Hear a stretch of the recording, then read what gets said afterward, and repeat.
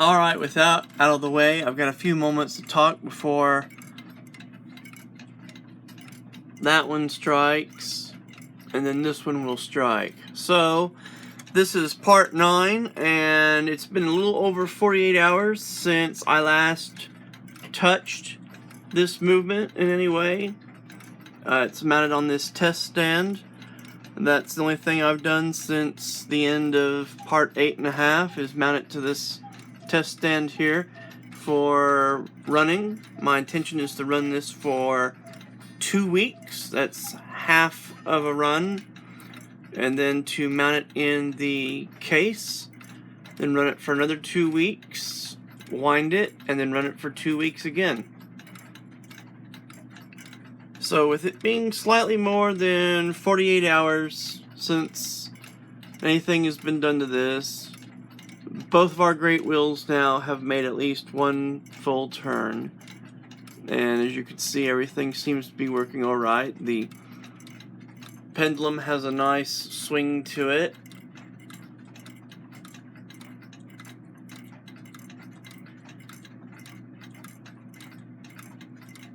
If you look there, you see there's a little bit of something called overswing going on, which means after the tooth of the escape wheel lands on a pallet, the pallet continues to move for a little bit before the pendulum changes direction. And I know this is not the steadiest camera work in the world,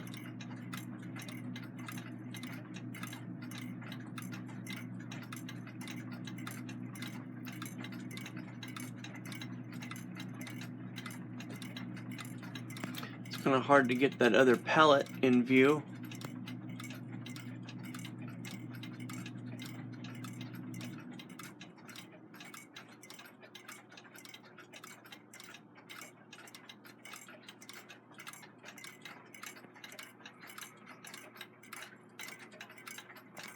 You can see we are in the warning stage right now. The count lever is lifted up out of the deep slot on the count wheel. You can see the locking arm is out of the slot in the cam there on the third wheel, and the locking lever will be clear of the pin on the fourth wheel.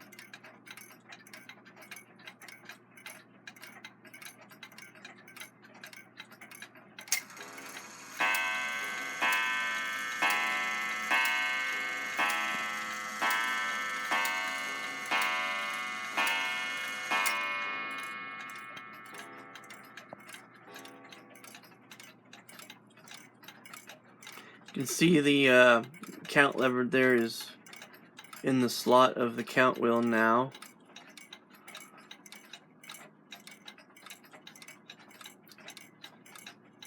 Locking arm is resting in a slot on the cam, and the locking lever is against the pin on the fourth wheel now, although you can't see that because it's behind on this clock. There's the fourth wheel up there.